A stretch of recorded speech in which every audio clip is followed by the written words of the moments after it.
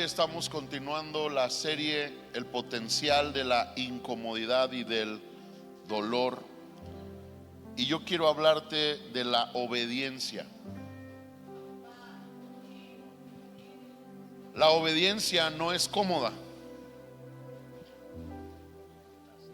Yo dije, la obediencia no es cómoda. De hecho, la Biblia dice que Jesús, por lo que padeció, aprendió la obediencia. La obediencia no es algo cómodo. La obediencia no es algo que le gusta a mi alma. Buenos días. La obediencia no es algo que como seres humanos estamos acostumbrados a hacer. Desde que un niño nace y está siendo formado, luchamos con la obediencia, luchamos con ir en contra de nuestra voluntad. Sin embargo, a la luz de la palabra, la obediencia es necesaria para tu bendición y mi bendición. Y dice Deuteronomio capítulo 6 versículo 20: en el futuro tus hijos te preguntarán: ¿qué significan estas leyes, estos decretos y estas ordenanzas que el Señor nuestro Dios nos mandó obedecer?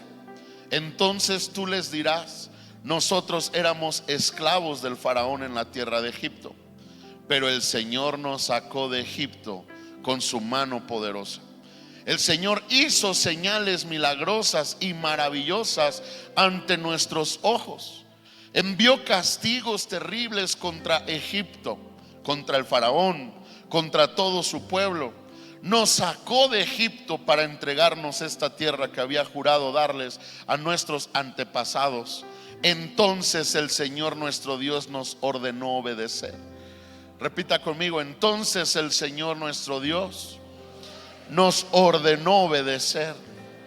Y repita conmigo: todos estos decretos y temerlo a Él, para que siguiera bendiciéndonos y preservara nuestra vida como lo ha hecho hasta el día de hoy. Y continúa diciendo: pues cuando obedezcamos todos los mandamientos que el Señor nuestro Dios nos ha dado, entonces se nos considerará justos. Hay poder en la obediencia. Qué increíble lo que estamos leyendo, porque nos habla de que cuando seguimos fielmente al Señor, en algún momento esa fidelidad, ese radicalismo en seguir a Cristo,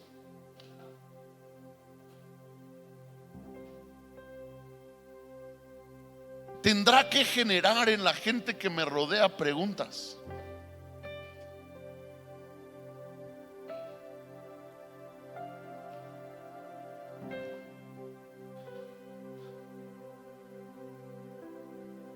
Y qué interesante, porque la palabra nos dice que específicamente las preguntas se van a generar en nuestros hijos.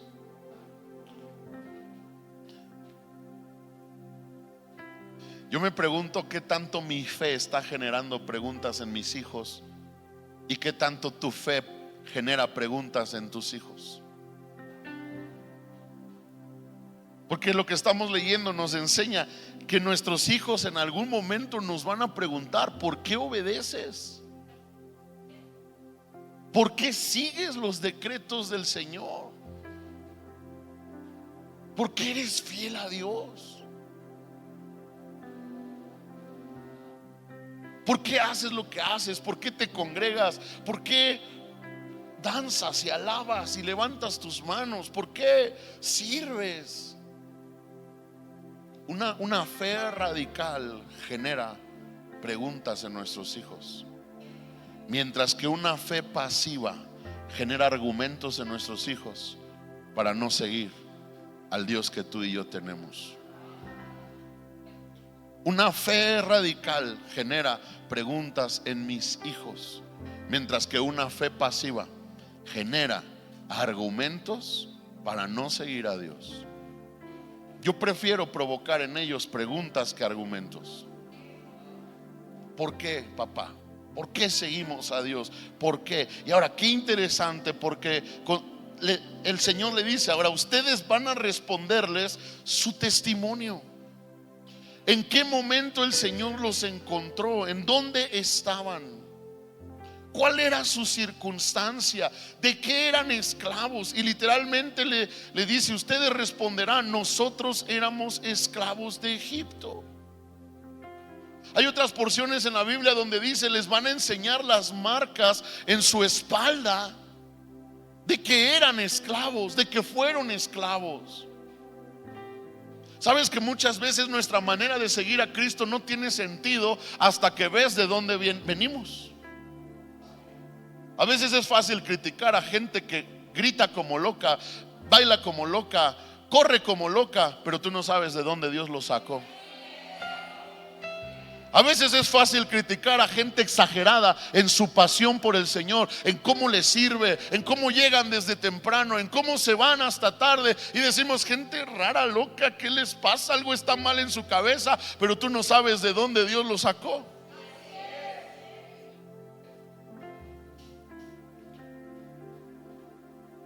Recuerdo que cuando estábamos trabajando en el refugio, empezamos a ver que hombres deseaban ahora quedarse en el refugio. Ya no querían salir. Ahora estos hombres, la mayoría de ellos no tenían ni esposa ni hijos, pero ya no querían salir del refugio. Y decíamos: no, pues ¿cómo no? Les decíamos: ya se acabó su tiempo, váyanse por favor. Pero nos dimos cuenta que muchos de estos hombres no veían su vida fuera de un centro de rehabilitación, fuera del sistema de la rehabilitación, porque ellos sabían: si yo salgo de aquí, yo vuelvo a donde siempre. Ahora, cada uno podríamos tener nuestra propia opinión acerca del tema. Algunos podríamos decir: entonces no funcionó la rehabilitación porque no está listo para adaptarse a la sociedad. Pero por otro lado, podemos ver que no podemos juzgar la respuesta de las personas porque no sabemos de dónde vienen. Y lo que el Señor está diciendo en este momento es que cuando nuestros hijos tengan preguntas acerca de nuestra manera de seguir a Dios,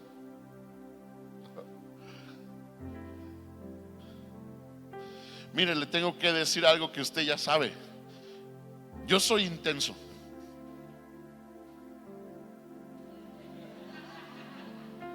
Soy intenso. Pero si le cuento mi historia con Dios ha sido intensa. Todo el tiempo he experimentado una intensidad de Dios. Desde que iba a nacer, me iba a morir, tenía el cordón umbilicado en mi cuello, el cordón umbilical y otras cosas. Se contaminó el vientre de mi mamá. Yo no había casi forma que yo viviera. Y a lo largo de mi vida te puedo contar tantas experiencias donde estuve a punto de morir, donde sufrí, donde padecí, donde pasé tantas cosas. Ahora, ha sido intenso el recorrido. Entonces mi expresión hacia Dios, ni modo que sea tenue, ¿no? Dios, no. Porque su rescate hacia mí ha sido intenso. Su amor hacia mí ha sido intenso. Él ha metido su mano por mí en cosas tan difíciles y me ha salvado. Mi respuesta a Dios no puede ser una respuesta pasiva. Y un día mi forma de seguir a Dios va a generar preguntas en mis hijos. Papá, ¿por qué eres tan gritón? Papá, ¿por qué cuando oras haces la cara así? Papá, ¿por qué danzas? Si mira tu peso, papi. Papá, ¿por qué? ¿Por qué tenemos que ir puntuales a la casa de Dios? Papá, ¿por qué tienes que apartar de tu dinero para darle a Dios? Papá, ¿por qué? ¿Por qué tienes que siempre servir? ¿Por qué? Tu manera de seguir a Dios va a generar preguntas o argumentos. Ahora, el Señor dice: ¿qué hacemos cuando ellos nos pregunten por qué? Cuéntales tu testimonio. Yo era digno de muerte, yo iba a morir, yo fui esclavo de la depresión, yo fui esclavo del pecado. Estuve a punto de perder a tu mamá, estuve a punto de tu testimonio. A veces ni sabía quién era yo, luchaba tanto en mi identidad, ni sabía si era un hombre o si era una mujer. Tu testimonio. A veces amanecía borracho, tirado en la calle, o a veces ni quería regresar a casa por el trabajo, pero al mismo tiempo abrazando mi trabajo como excusa para no enfrentar una realidad en mi casa. Tu testimonio. Estaba enfermo, tenía un diagnóstico. Hijo, hija, de ahí me encontró el Señor. ¿Cómo no voy a amarlo con todo lo que soy? ¿Cómo no voy a seguirlo? ¿Cómo no voy a serle fiel? Si los mejores días de mi vida se los debo a Él.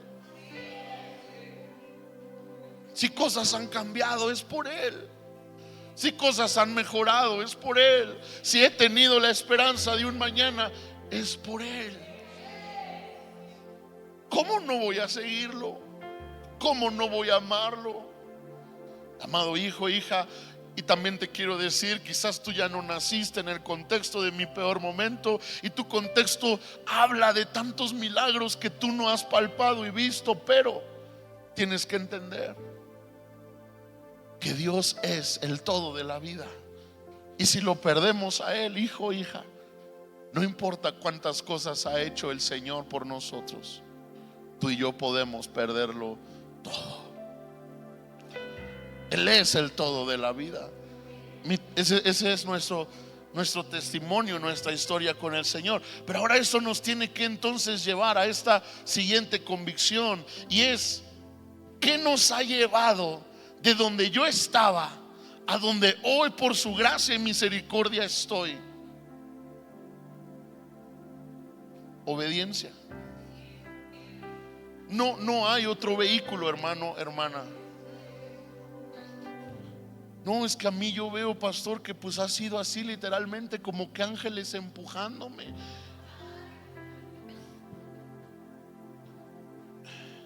En la Biblia es muy claro que el Señor pudo ayudar a viudas en Israel y no lo hizo.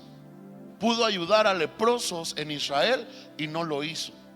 Pero antes bien ayudó a una viuda que tenía fe, y ayudó a un leproso que tenía fe, y ni siquiera eran de Israel. Lo que nos enseña que lo que mueve el corazón de Dios jamás será mi necesidad. Necesidad tiene todo el mundo, pero siempre hemos visto que lo que mueve a Dios es fe. No solo estoy necesitado, sino que creo que tú puedes saciar esta necesidad. Yo creo que tú puedes cambiar mi situación. Yo creo que tú eres mi esperanza. Yo creo. Y entonces la fe nos lleva a la obediencia. Ahora, si obediencia te ha llevado hasta donde estás, obediencia te va a llevar a donde no estás. La obediencia no puede ser algo momentáneo y temporal en nuestras vidas, sino la obediencia debe ser en nosotros la marca que no solo salimos de Egipto, sino que sacamos Egipto de nuestro corazón. El pueblo de Israel, aunque había salido de Egipto, le costaba tanto obedecer. Pero el día que el Señor empieza a confrontar y a hablar fuertemente, llega el momento que ellos empiezan una generación, una parte, entre ellos Josué, entre ellos Caleb, entre ellos Moisés y algunos más que empezaron a levantarse en una generación de fidelidad, de obediencia. Pero fue el momento en el que sacaron a Egipto de su corazón. Mira, ¿quién te saca de Egipto? Pero ¿quién saca a Egipto de su corazón?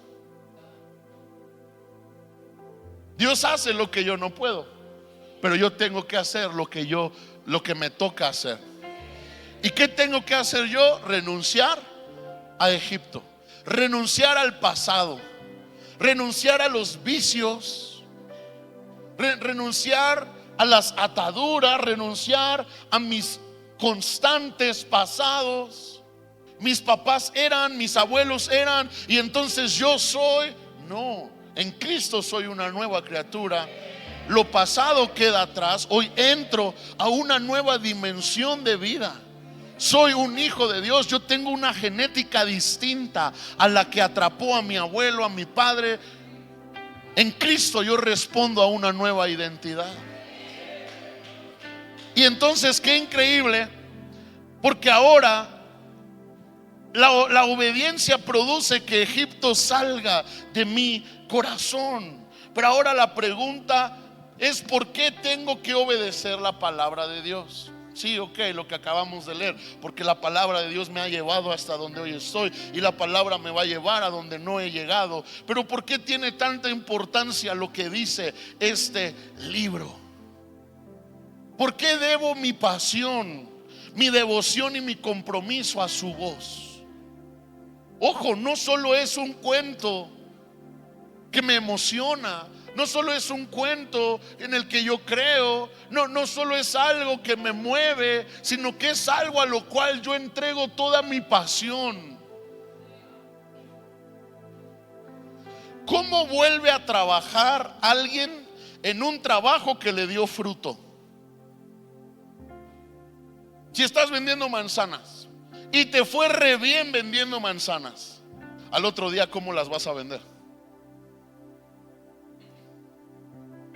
Encontré el hilo negro, ¿verdad? ¡Wow! ¿Quién quiere manzanas? Ahora, qué increíble, porque se supone que si la palabra ha tenido resultados en tu vida, la palabra debe despertar en ti devoción, pasión, expectativa. ¿Cómo vuelves a ese libro si te enseñó cómo tratar a tu esposa y por fin tienes paz? ¿Cómo vuelves? Expectante. Wow, dime más libro. ¿Cómo vuelves a ese libro si por fin descubriste lo que le está pasando a tu hijo, a tu hija? ¿Cómo vuelves a tu libro si por fin descubriste cómo debes trabajar para prosperar? Si el libro tiene frutos y respuestas, yo le debo a ese libro mi pasión, mi devoción, mi entrega.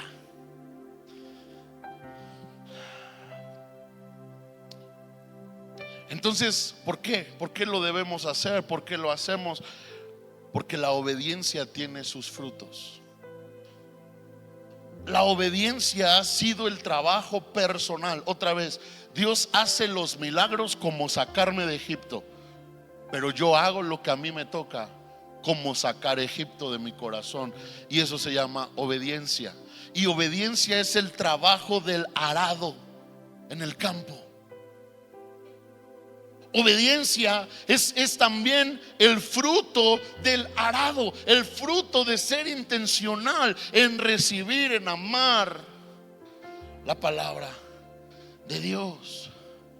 Tarde o temprano la obediencia me va a llevar a renunciar a las mentiras del diablo, como aprendimos la semana pasada. ¿Qué realmente viene de Dios y qué es el fruto de un mentiroso que siembra semillas en mi campo a la medianoche, que roba la semilla eterna de mi campo?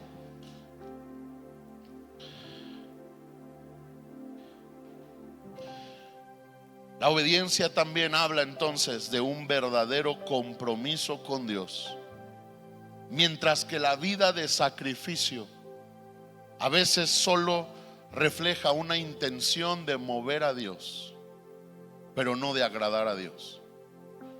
Hay una diferencia, y de hecho Dios mismo lo compara: sacrificio y obediencia.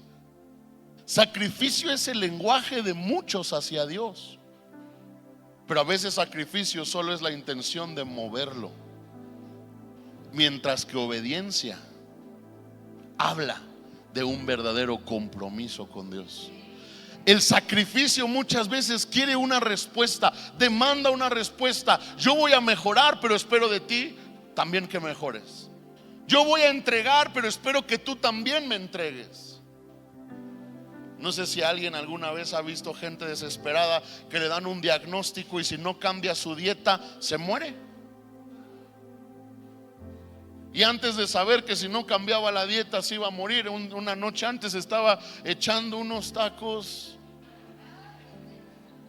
de trompa de cerdito, ¿verdad? Así. Ay. Pero le dicen: si no cambias tu alimentación te vas a morir. Y al otro día se compra pura lechuga, pepino, se hace sus jugos mágicos. Pero ¿qué pasa cuando vas al doctor y el doctor te dice: ya está mejor, señor, estamos fuera de riesgo, vamos a matar? Y muchas veces nuestra actividad con Dios responde más a un sacrificio que a una obediencia. ¿Qué pasa cuando como hombre o mujer te equivocas en algo en tu matrimonio y tu esposo o tu esposa te dice: ¿sabes qué? O agarras la onda o bye. O te alineas o te alineas. Y si tú amas a tu esposo o esposa, tú dices: no, pues me alineo. ¿Y qué empieza a hacer el hombre o la mujer? Empieza a cambiar. Buenos días, mamacita. Le lleva serenata, cambia su actitud, empieza a ver cambios, pero luego la esposa ya le dice: ya, mi amor, ya, pásale. O el esposo, ¿no? Ya, mi amor, ya, pásale. Y otra vez volvemos a la misma rutina de siempre. Porque hay una diferencia entre hacer sacrificios y obedecer. El sacrificio es momentáneo, mientras que la obediencia responde a una convicción de vida.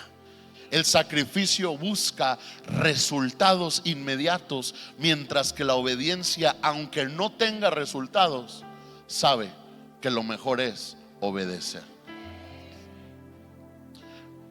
¿Cuál es mi reacción al Señor?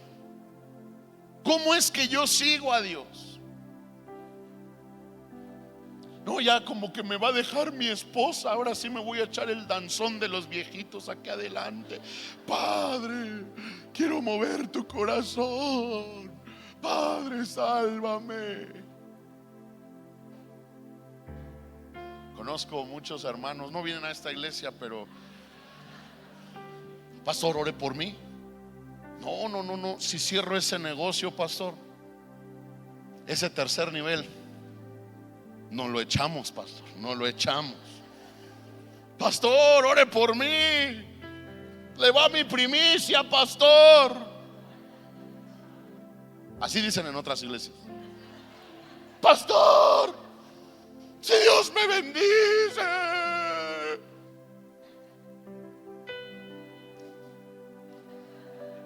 Sacrificios, pero no obediencia. Estamos buscando la manera de mover a Dios, la manera de tener resultados momentáneos, la manera de salir del hoyo en el que hemos caído, pero no estamos buscando la manera de mantener un compromiso con Dios.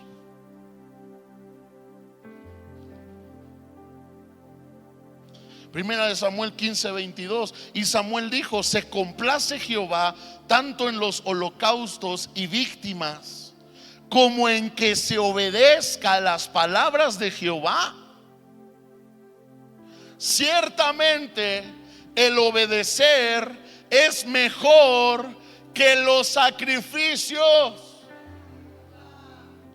El prestar atención que la grosura de los carneros. Una vida de sacrificio momentánea a veces se ve como mucho ruido, pero pocos resultados. Mientras que una vida de obediencia a veces no hace mucho ruido, pero hay constantes frutos y evidencias. Me encantan a veces los hermanitos silenciosos, pero están siempre en la oración, pero están comprometidos, pero están involucrados. A veces hermanitos que se apellidan Borlotes, pero se desaniman luego, claudican luego.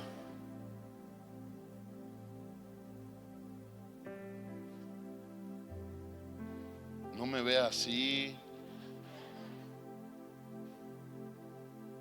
Vamos, Deuteronomio 11, versículo 26. Dice: he aquí yo pongo hoy delante de ustedes bendición y maldición. Diga conmigo: bendición y maldición.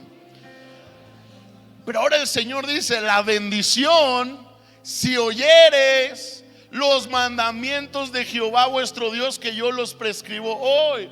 ¡Wow! Entonces la bendición no es algo místico. La bendición no es que me levanté con el pie derecho. La bendición no es que hoy no se me atravesó un gato negro. La bendición no responde a algo místico. La bendición es superintencional. Obedeces, oyes y obedeces a Dios, serás bendecido. Pero luego continúa diciendo: y la maldición,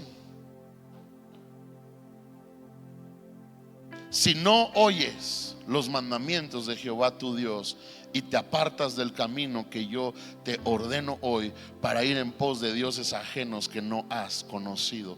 Deuteronomio 30, versículo 15. Mira, yo he puesto delante de ti la vida y el bien, la muerte y el mal. Diga conmigo: el bien y el mal. Y una vez más el Señor dice: porque yo te mando hoy que ames a Jehová tu Dios, que andes en sus caminos y que guardes sus mandamientos y sus estatutos y sus decretos, para que vivas y seas multiplicado, y Jehová tu Dios te bendiga en la tierra a la cual entras por tomar posesión de ella. Hermanos, no es que es un detín marín en la vida. Y hoy me tocó el bien, mañana seguramente el mal. ¿Quieres el bien? Otra vez es más que claro: obedece, escucha, ama al Señor, abraza sus decretos, sus ordenanzas, sus enseñanzas, y te va a ir bien.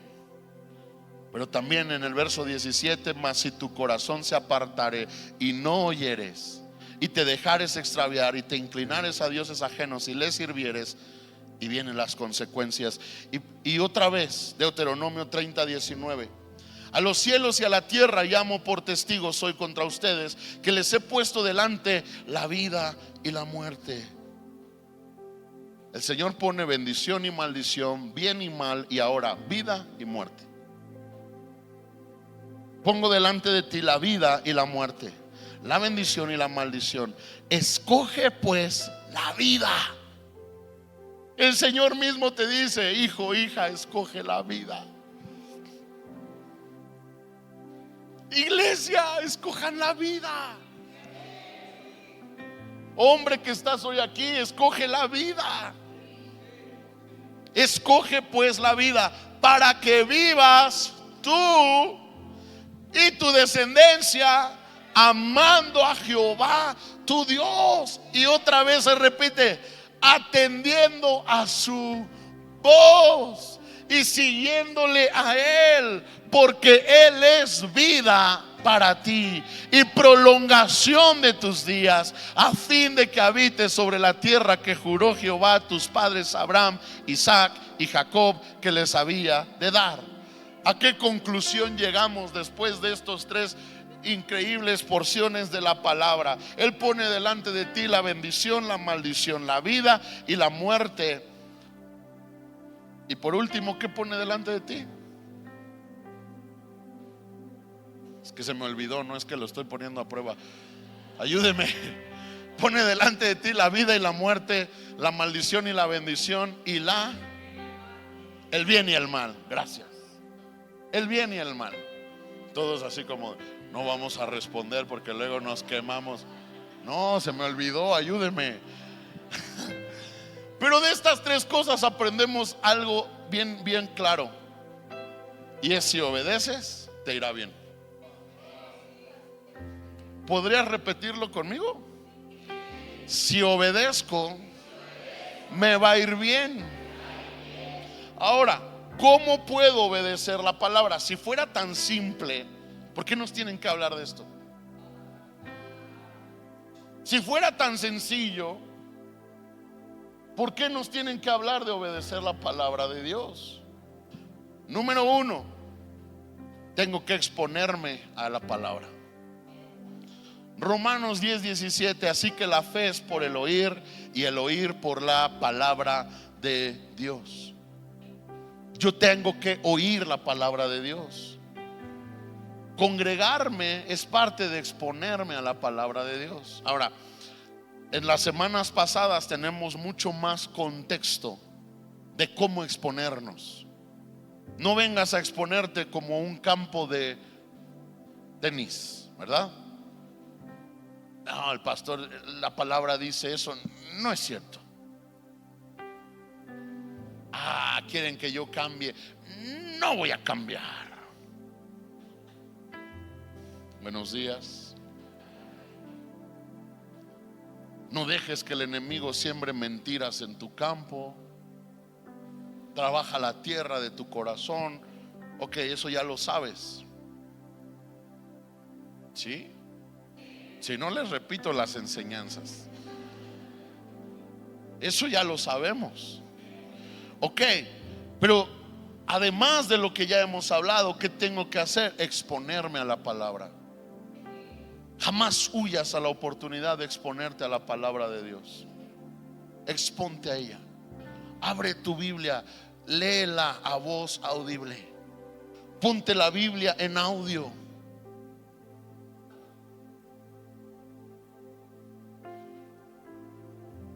Congrégate. Exponte a la palabra de Dios. Número 2, Oseas 4:6. Mi pueblo fue destruido porque le faltó. ¿Qué tengo que hacer con la palabra? Tengo que conocerla. Me encanta en el libro de Apocalipsis, en la carta a la iglesia a Éfeso, si no me equivoco, que Jesús le dice: has detectado a los falsos apóstoles. Ahora, ¿por qué detectaban a los falsos apóstoles? Buenos días. ¿Porque eran místicos? ¿Porque traían un huevo de cocodrilo? ¿Por qué detectaban a un falso apóstol? Porque conocían lo que estaba escrito. Ay, eso suena bien bonito, bien poderoso, bien wow. Pero no lo dice mi Biblia. Caray, mira, ya salió un siervo que nos hace levitar. Vengan al Señor y yo los haré levitar. Caray, suena bien bonito, pero ¿dónde dice en la Biblia? Hace algunos años recuerdo que alguien fue a Roma y llega bien contento a Morelia y dice: pero ya no tengo ni ahorros. Digo: ¿y eso? Dice, no, pues es que ¿qué crees que me dijeron? Que si quería ver las chanclas de Jesús. Las tenían en Roma en una vitrina, pero me costó bien caro. Y le digo, ay, ¿te digo la verdad o te dejo engañado? Veo que varios están luchando en su corazón. Algunos dijeron, voy a ir a Roma, yo tengo que ver esas sandalias. Hermano, si tú lees tu Biblia vas a ver que Jesús ascendió al cielo con todo y tenis. No se quedaron las chanclas.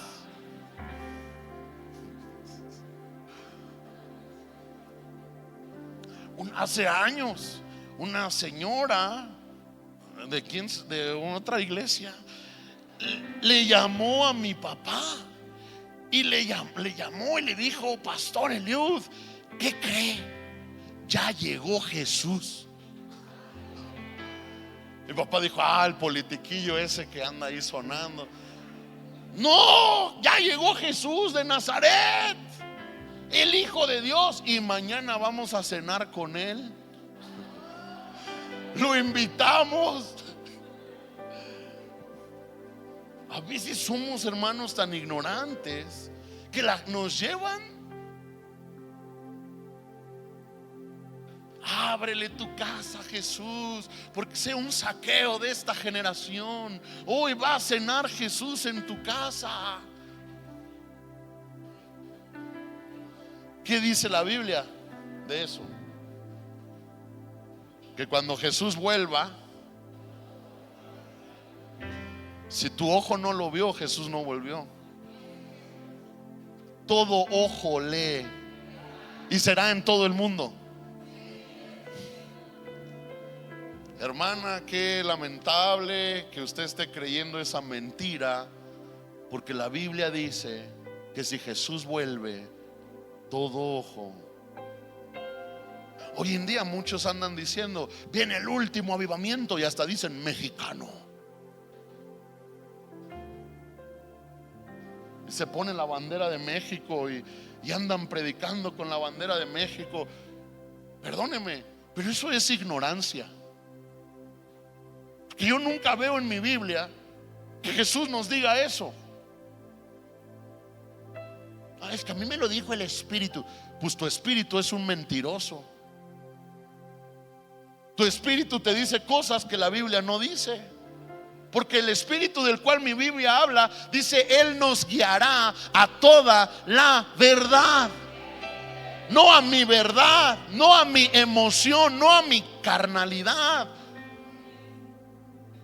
Digo, claro, yo a lo mejor participaría de un acto profético y ponemos la bandera y oramos.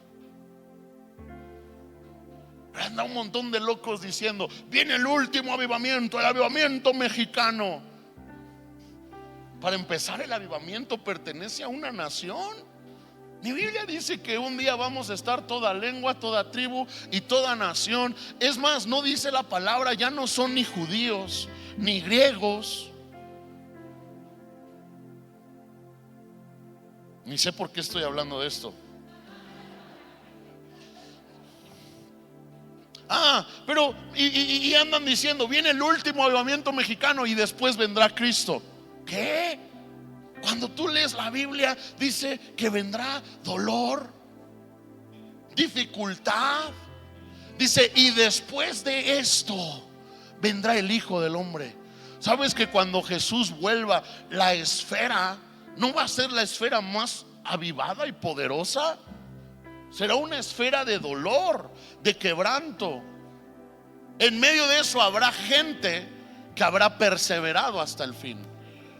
Pero no quiere decir que Jesús nos va a encontrar a todo mundo adorando en la iglesia. Oh, Jesús. Y con nuestras banderas mexicanas, y se va a romper el techo. No. A muchos el Señor nos va a encontrar quebrantados, padeciendo, pero perseverando. A Vamos ya a cambiar de punto porque este punto está como muy fuerte. Hay que conocer lo que dice la palabra, porque si no te van a llevar de aquí para allá. Por último, pacte. ¿Quiere la palabra? Pacte.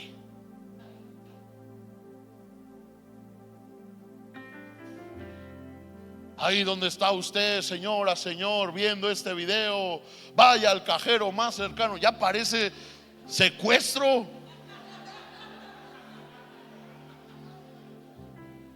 Pacte. Lleve su bendición. Y al rato tenemos hermanos, hermanas, y le dices: hermano, ¿usted diezma? Ay, no, es que todo lo envío a enlace. Mi Biblia dice en Deuteronomio que mi diezmo y mi ofrenda corresponde al lugar donde yo me alimento espiritualmente.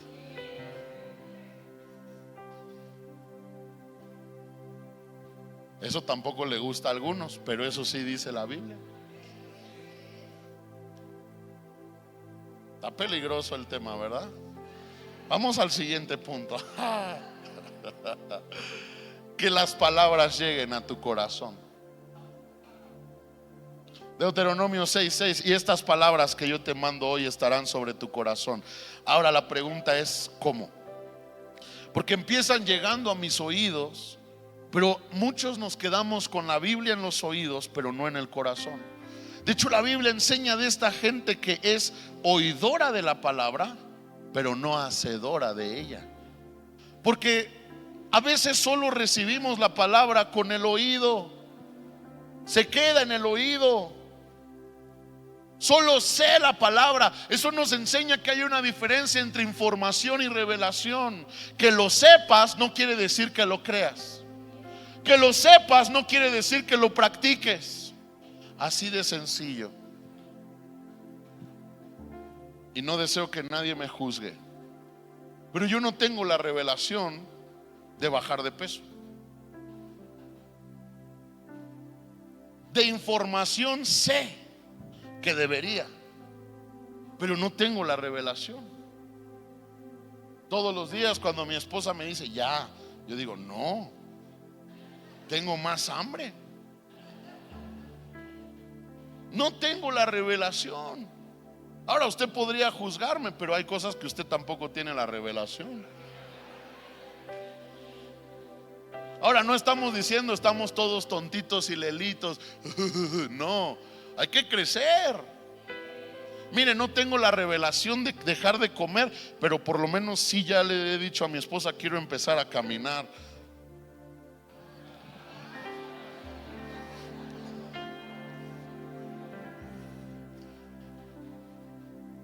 Una cosa es que sepas lo que tengas que hacer, pero otra cosa es que lo hagas. Y esa diferencia se llama información y revelación. El que golpea a su esposa sabe que está mal golpearla, pero ¿por qué no la deja de golpear? Porque no tiene la revelación. Entonces, ¿cómo le hacemos para que no solo oigamos la palabra, sino la palabra llegue a nuestro corazón? La palabra nos responde, Deuteronomio 6:5: amarás a Jehová tu Dios de todo tu corazón, de toda tu alma, con todas tus fuerzas.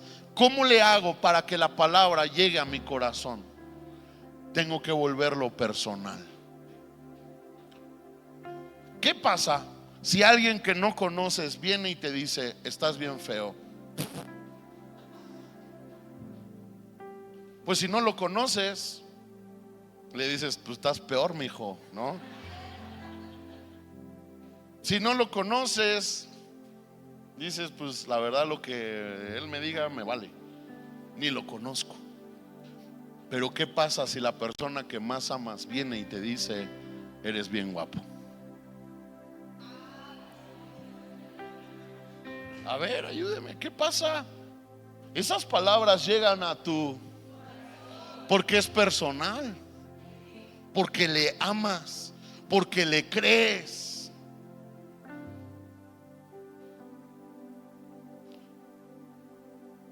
La verdad, a mí, cómo me bendice las palabras de mi esposa cuando bajo de predicar y me dice: estuvo bien padre. Pude haber visto la gente por una hora con una cara de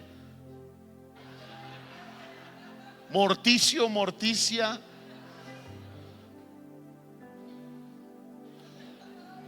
Pero que yo me baje y mi esposa me diga: qué bien estuvo la palabra. Ahora yo la conozco y yo sé que ella no me miente. Pero el que ella me lo diga, usted no sabe cómo alimenta, sana y llena de paz mi corazón. Y ya, no necesito que nadie más me lo diga. Ahora, tampoco se agandalla. Sea agradecido con la palabra, sea agradecido con lo que sus pastores siembran en su corazón. Pero a lo que vamos es que cuando tú amas a alguien, la palabra o lo que te dice alguien se vuelve personal. Entonces, ¿qué pasa cuando tú amas a Dios con todo tu corazón? Todo lo que Él te dice se vuelve personal. Y si tú lees la palabra y dice: con amor eterno te he amado y prolongué mi misericordia, tú dices: wow, Señor, estoy contigo hasta el fin del mundo. Sí, Señor, yo lo creo. No morirás, sino que vivirás y contarás las obras del Señor. Sí, Señor, es personal. David Livingstone, un misionero que dio su vida en África y murió por una infección que le dio después de que un león lo mordió y no había el medicamento para sanar, curar su herida, y 2 de sus hijas murieron de una enfermedad también en África. El día que alguien abre su Biblia, encuentra que él tenía escrito en el pasaje que dice: yo estaré con ustedes hasta el fin del tiempo. Tenía escrito una nota: Él es un caballero y su palabra es palabra de caballero. Él es Él es fiel hasta el fin del tiempo. Cuando tú amas a Dios, todo lo que Él dice se vuelve personal.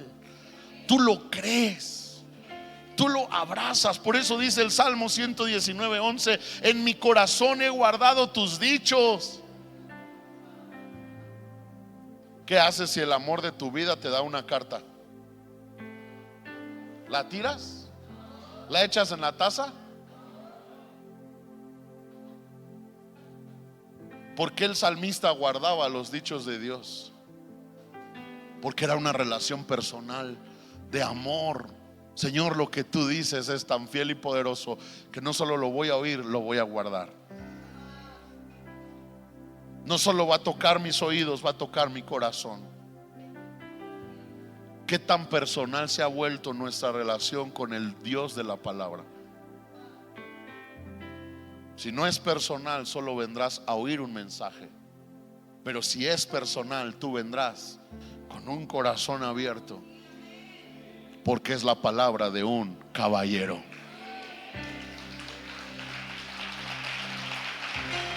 Él no miente. Pero qué fuerte, empezó siendo solo el oír, empezó siendo solo un ruido, una información. Pero qué increíble que cuando se volvió personal dejó de ser información y empezó a ser revelación. Revelación. Ahora, revelación tiene su fruto: obedecer. La fe sin obras está.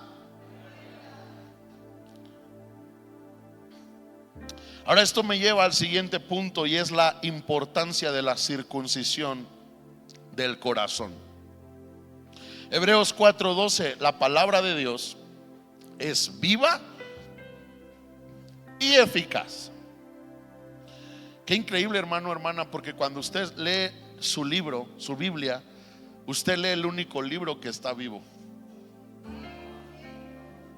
Alguien lo dijo tan perfecto y me encanta repetirlo: la Biblia es el único libro que tú puedes leer y va a estar el autor ahí sentado. La Biblia está viva. ¿Cómo puede ser que leer un libro te transforma? ¿Cómo puede ser que leer un libro te sana, te levanta? Es que la Biblia es viva y es eficaz. Y luego dice, y más cortante que toda espada de dos filos. Ahora, por más que queramos romantizar una cortada duele y hiere. Y le tengo una noticia muy fuerte: la Biblia corta. ¿Por qué crees que a veces oír la palabra provoca lo mejor de ti y a veces oírla provoca lo peor de ti? Ahora se lo digo por testimonio personal, porque cuando yo me expongo a la palabra, a veces salgo bien enojado, a veces salgo triste, a veces salgo confrontado y a veces salgo gozoso. Pero ¿quién al exponerse ante una espada quiere siempre salir lleno de gozo? Como les dije ayer, la palabra de Dios no es un abanico chino. Y no voy a decir lo que también dije ayer, pero a veces creemos que la palabra de Dios es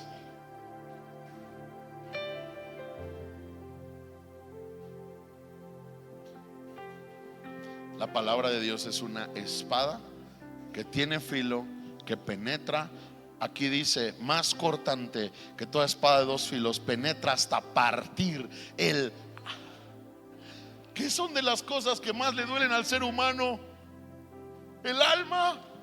Y la Biblia no le pone balsamito, la parte el alma y el espíritu y las coyunturas y los tuétanos, y discierne los pensamientos y las intenciones del corazón. La palabra de Dios es personal. La palabra de Dios quiere penetrar tu vida, tu mente, tu corazón y llegar a lo más profundo de tu ser y discernir lo que piensas, discernir lo que crees, discernir tus intenciones en el corazón. ¿Por qué? Porque si la palabra no discierne lo profundo de tu ser, ¿cómo te transforma? Ahora, ¿por qué se siente tan personal? Mira, tantos son los que me han dicho, híjole, parece que ves mi vida, parece que me siguen, tienen un ministerio de chismosos en la iglesia, paparazzis. ¿O quién te viene a chismear mi vida? Ahora, fíjese lo poderosa que es la palabra, porque aquí está sentado Lázaro, que tiene un contexto de vida totalmente diferente al de Rubén Pérez. Los dos se dedican a cosas diferentes. Él es soltero, él es papá y esposo. Pero qué fuerte que la palabra tiene el poder de ser bien personal para Lázaro y al mismo tiempo para Rubén. Ese es el poder de la palabra, que no importa qué estás viviendo, es para ti. Y la palabra es entonces una espada que va a penetrar lo profundo de mi ser, que va a cortar, que va a herir. Pero también la Biblia dice, fieles son las heridas del que ama. El que te ama no siempre te va a sacar un abanico chino. El que te ama a veces te va a decir lo que no ves. Ay, mi amor, ¿quieres que te diga la verdad? Pero no te enojas. A veces la verdad duele. Y la palabra de Dios, hermanos, nos ama, pero nos va a herir.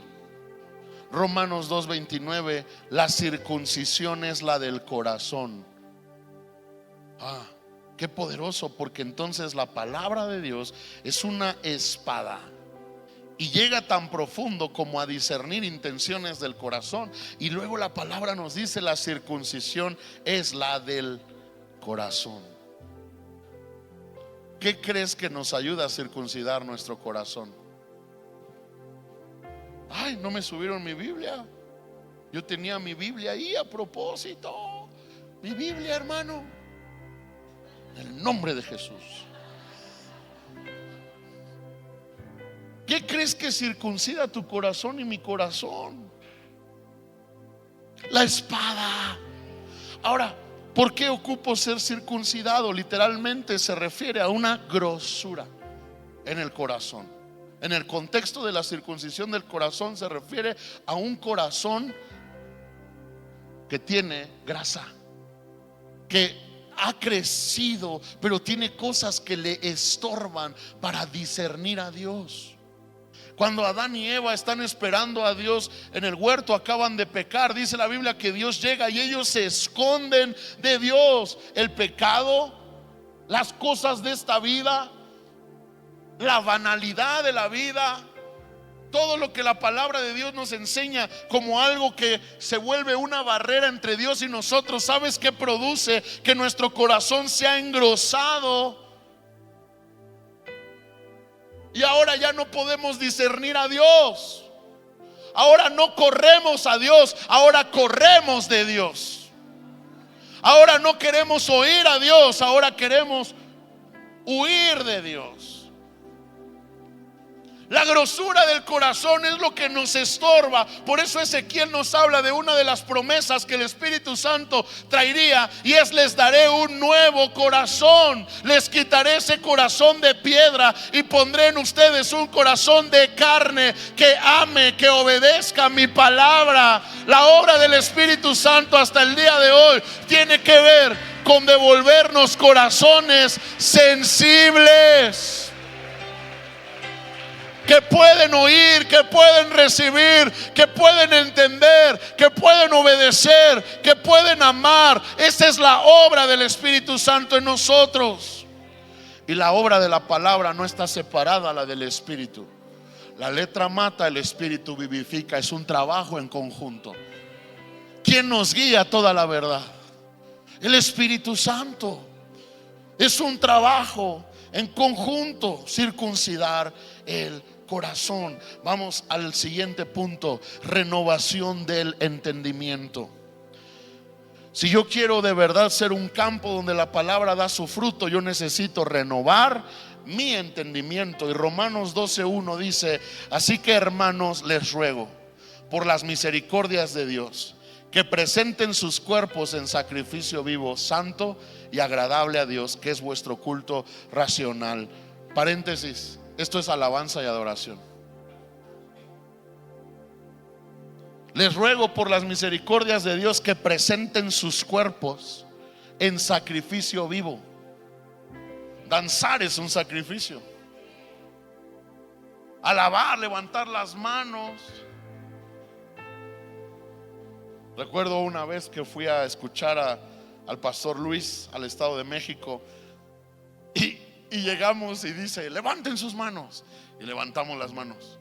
Y luego, como de 5 minutos, dice: déjenlas levantadas. Y ya cuando otra vez las vamos a bajar: levanten sus manos. Eso es un sacrificio vivo. ¿No has sentido cómo duele tener las manos levantadas?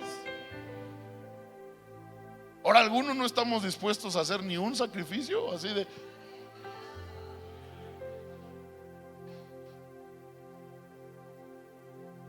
Postrarnos delante de Dios no es cómodo, y más cuando no pesas poquito. ¿Cómo duelen las rodillas? Pero a veces postrarnos, hermanos, responde a un sacrificio vivo.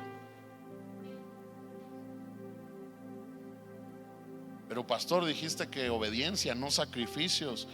Pero hermanos, hay sacrificios vivos que sí podemos hacer y podemos ser. Presenten sus cuerpos en sacrificio vivo. Pero luego dice: como santo. La Biblia dice: levanten manos santas. ¿Quién subirá al monte de Dios? El limpio de manos y puro de... La alabanza que Dios busca no solo es gritos, tamborazos. sacrificio vivo, santidad y agradable a Dios, que es su culto racional. Esto lo debemos ofrecer constantemente a Dios. Por eso no desaproveches la oportunidad de la alabanza y la adoración. Pero continúa diciendo: no se conformen a este siglo, sino transfórmense por medio de la renovación de su entendimiento, para que comprueben cuál es la buena voluntad de Dios, agradable y perfecta. No te conformes a la manera de pensar de este tiempo. Este tiempo no cree en el matrimonio. Lo siento, Dios sí cree en el matrimonio. Este tiempo no cree en multiplicarnos y en tener hijos. Lo siento, Dios sí cree en la importancia de multiplicarnos y de que tengamos hijos. Este tiempo no cree en la iglesia. Lo siento, el Señor cree en la iglesia y estableció a la iglesia. Este tiempo aprueba nuestra corrupción en la mente, que el hombre puede ser mujer y la mujer puede ser hombre. Lo siento, Dios sigue llamando al hombre hombre y a la mujer mujer. No se amolden, no se conformen al pensamiento de este siglo, sino sean transformados por medio de la renovación del entendimiento, para que comprueben. ¿Quieres comprobar que Dios es bueno, agradable y perfecto, y que su voluntad también lo es? Renueva tu entendimiento.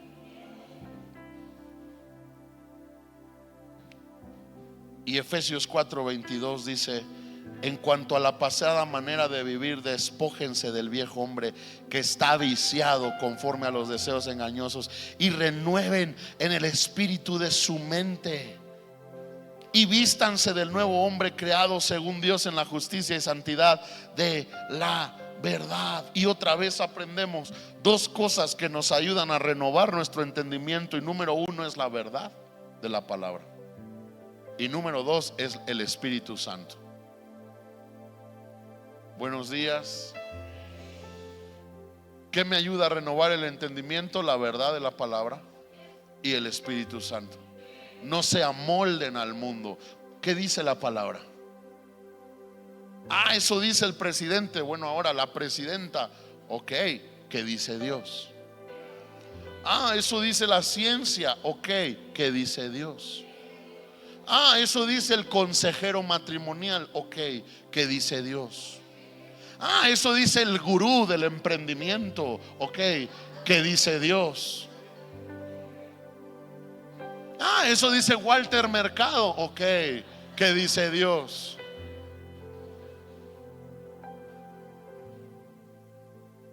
Eso dice el Papa. Ok, ¿qué dice Dios? ¿Qué dice Dios? No se dejen amoldar al mundo, a la voz del mundo. Vayan a la palabra y renueven el entendimiento. ¿Qué dice Dios? Hoy la temporada dice que nosotros nos vamos a mantener en esta condición. Pues yo voy a la Biblia y yo veo que Dios me va a llevar a romper la condición, el límite, el pronóstico. El tiempo dice que así van a ser ahorita los tiempos. Hay que acostumbrarnos. Morelia es peligroso. No, mi palabra dice que hay un Dios que escucha mi oración y con tremendas cosas responde. No te dejes amoldar por lo que la cultura dice. El médico dice que se va a morir. Bueno, mi Dios dice que su palabra puede todavía hacer algo. Ya nos dijo el consejero matrimonial que ya no tenemos esperanza, pero Dios dice: no morirás, sino que vivirás. El Salmo 51:10: crea en mí, oh Dios, un corazón limpio. Circuncisión de corazón. Crea en mí, oh Dios, un corazón sin grosura, limpio, y renueva un espíritu recto dentro de mí. Renovación de entendimiento. El salmista entendió bien desde antes. Por eso se dice que David estaba adelantado a su época, porque desde el Antiguo Testamento David estaba orando: circuncida mi corazón y renueva mi entendimiento. Segunda de Corintios 4:16. Por tanto, no desmayamos, aunque nuestro hombre exterior se va desgastando. ¿Cuántos dicen amén a eso?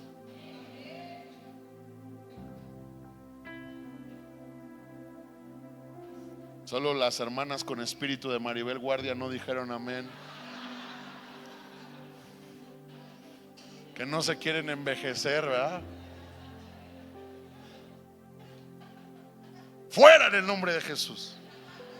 Porque la verdad es que nos vamos a desgastar. Nuestro hombre exterior se va desgastando. Pero qué fuerte, porque dice: el interior, no obstante, se renueva de día en día. ¿Sabe cuál es la idea de Dios? Que por fuera nos vamos a ir haciendo, desgastando, pero por dentro nos vamos a ir renovando. En otras palabras, más viejitos por fuera, pero más sabios por dentro. Más viejitos por fuera, pero más poderosos por dentro. Más viejitos por fuera, pero más entendidos en la palabra de Dios y en el reino. Madurez se debe ver así, hermanos. Pero sería trágico que seamos más viejitos por fuera y sigamos siendo niños por dentro. Verdadera madurez es: nos desgastamos por fuera, pero nos renovamos por dentro. Vamos creciendo hasta llegar a la estatura del varón perfecto. Así si quiero envejecer. Más viejito por fuera, pero más sabio por dentro. Más lleno de Dios por dentro. Más amoroso por dentro. Más perdonador por dentro. Más generoso por dentro. Más libre por dentro. Así sí quiero envejecer. Y quiero terminar. Algunos dijeron amén. Repítelas a tus hijos. Deuteronomio 6, versículo 7. Y las repetirás a tus hijos, y hablarás de ellas estando en tu casa, andando por el camino, y al acostarte y cuando te levantes. Qué fuerte, porque en ningún momento está hablando de un contexto de iglesia. A veces nuestra mentalidad religiosa es: pues te traigo a la iglesia un día a la semana, y que te hablen de Dios y de la Biblia. Pero la Biblia nunca dice: y los llevarás a la iglesia para que el maestro se esfuerce y les enseñe un versículo. La Biblia dice que yo como papá soy responsable de repetir a mis hijos la palabra de Dios y de hablarles de ella cuando estemos en la casa.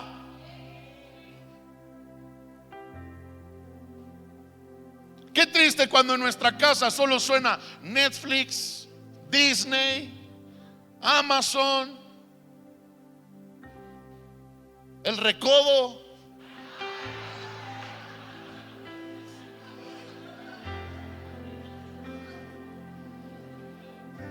Pero no suena la palabra. ¿Con qué actitud crees que vienen tus hijos acá? Ahí está el pobre maestro vistiéndose de David y otro de Goliat. La pobre maestra vistiéndose de Jezabel y otro de Elías. Para hacerle a tus hijos circo, maroma y teatro, para que abracen la palabra. Porque a veces como padres no hemos abrazado la responsabilidad de enseñar la palabra estando en casa.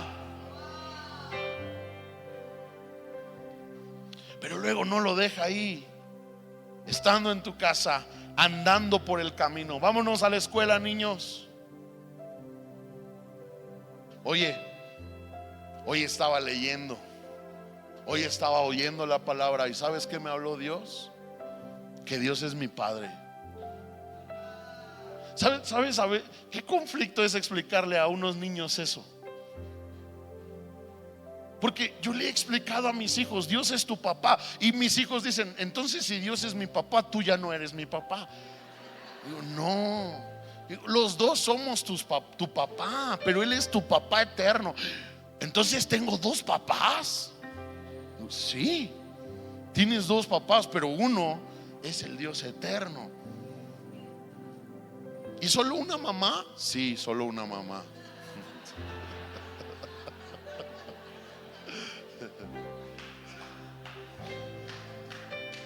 Tienes dos papás, tu padre terrenal, pero tienes también tu Padre eterno.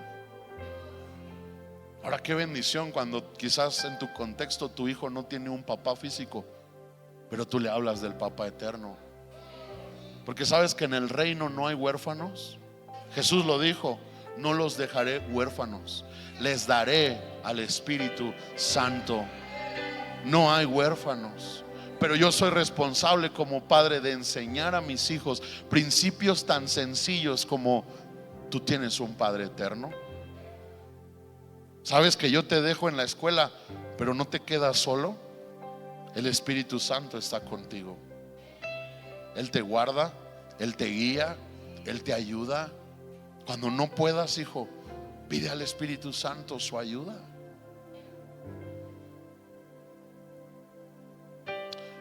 Recuerdo que a Lisa, cuando estaba más pequeñita, le enseñamos 5 atributos de Dios. Dios es bueno, Dios es fiel, Dios es grande, Dios está con nosotros y Él, no me acuerdo si Él es tu Padre. 5 atributos. Y todas las noches se lo repetíamos, hasta que empezamos a decirle: Dios es. Y ella solita decía: bueno. Dios es fiel, Dios es grande, Dios está conmigo. Y así. Y ella fue memorizando. Ahora, a veces el trabajo de memorizar no quiere decir que ya es una convicción, pero a veces memorizar ayuda. A mí me enseñaron muchos versículos cuando ni creía bien en el Señor. Pero qué bendición, porque la palabra es clara. Si le enseñamos a nuestros hijos la palabra, dice que cuando sean grandes no se apartarán. Una vez alguien me decía: cuando yo andaba mal, hasta en el antro andaba predicando de Cristo. Dice: ya estaba yo bien borracho y les decía a mis amigos: Dios es bueno, hay que arrepentirnos, hay que ir a la iglesia, hay que enderezar nuestras vidas. Ahora suena chistoso y en un sentido hasta absurdo, pero la verdad es que no hay peor pecador que el que conoce la palabra.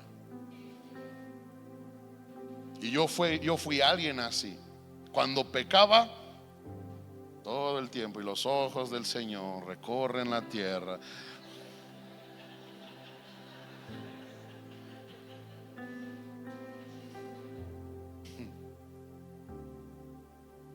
No hay peor pecador que el que conoce la palabra.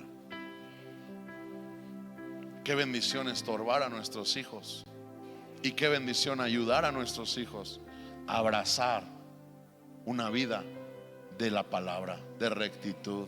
Y aunque tus hijos se desvíen, pero no están plenos, ni lo disfrutan,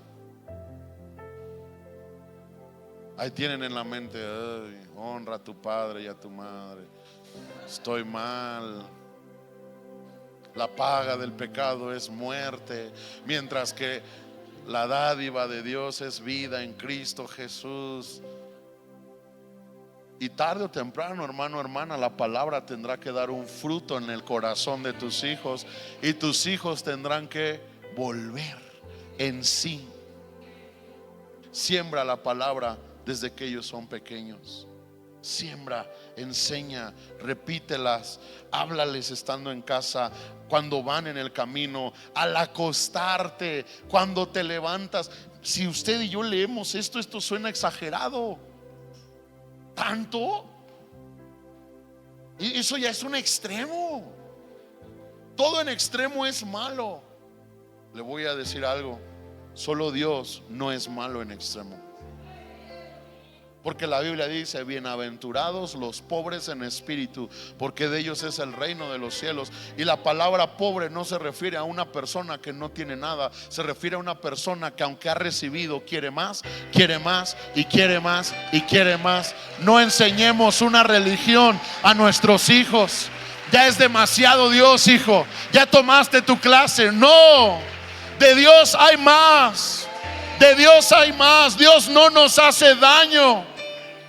Cuando nos levantemos, cuando nos acostemos, cuando estemos en la casa, cuando vayamos en el camino, vamos a recordar lo que dice la palabra: y las atarás como una señal en tu mano, y estarán como frontales entre tus ojos, y las escribirás en los postes de tu casa y en tus puertas. Póngase de pie. Vamos a orar. Y número 1, quisiera que oremos pidiendo: Señor, que nuestra fe sea tan radical que genere preguntas en las vidas de nuestros hijos. Levanta tus manos y vamos a orar. Señor, que mi fe genere preguntas y no argumentos. Que mi fe, Señor, despierte en mis hijos preguntas como: ¿quién es Dios, papá? ¿Por qué Dios es todo para ti, papá? ¿Por qué, aunque tu papá se murió, tu papá no está contigo, tú dices que tienes papá? ¿Por qué, aunque estamos pasando algo difícil, tú tienes paz en tu corazón? ¿Por qué? ¿Por qué te esfuerzas tanto en amar y en seguir? ¿Por qué cuando te equivocas le pides perdón a Dios, papá? ¿Por qué? Señor, yo pido: dame una fe radical que despierte en mis hijos preguntas importantes. Y guárdame de reflejar una fe que les da argumentos para no seguir a Dios. Guárdame. Y Señor, hoy pedimos que nos des la gracia de contar a nuestros hijos nuestro testimonio. De dónde el Señor nos sacó, de dónde el Señor nos rescató. Cómo el Señor hizo algo tan extraordinario que nos dio vida, nos dio bendición y nos llevó en el camino del bien. Pero también hoy pedimos: Señor, enséñanos la obediencia, porque así como obediencia nos ha llevado hasta aquí, obediencia nos llevará al destino. Señor, permítenos abrazar y entender que la obediencia nos hace bien. La obediencia me bendice, la obediencia me da vida, la obediencia me da el bien. Señor, yo quiero hoy exponerme a tu palabra. Levanta tus manos, abre tu boca y díselo: yo quiero volver a exponerme. Yo renuevo mi compromiso con la palabra de Dios. Señor, yo quiero volver a abrir la Biblia con entusiasmo, con gozo, con pasión, con expectativa. Yo quiero ir a la Biblia con hambre. Señor, enséñame a exponerme a la palabra de Dios. Señor, hoy pedimos, queremos conocer la palabra.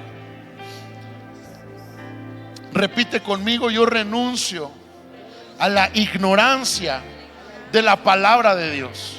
Y hoy reconozco que parte de mi asignación es conocer lo que está escrito. Espíritu Santo, ayúdanos a conocer tu palabra. Levanta tus manos y dile: Padre, que tu palabra llegue a mi corazón, que tu palabra se vuelva personal a mi vida.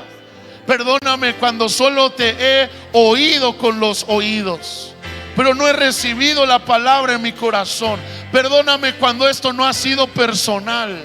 Perdóname cuando esto no ha sido una relación de su papá con su hijo, donde yo oigo, recibo tu palabra. Enséñame a amarte, que yo también pueda decir: en mi corazón guardo tus dichos para no pecar contra ti. Padre, hoy pedimos que nuestros corazones sean circuncidados. Puedes renunciar al dolor, a la distracción, al pecado. Puedes renunciar a hábitos que te mantienen distante, distraído, desconectado. Señor, queremos tener corazones circuncidados, corazones que pierden la grosura y que recuperan la sensibilidad. Señor, danos un entendimiento renovado. Por eso nos exponemos a la palabra, por eso nos exponemos al Espíritu, para recordar cuál es el camino, para recordar, Señor, a dónde debemos ir. Hoy renunciamos a las filosofías de este mundo.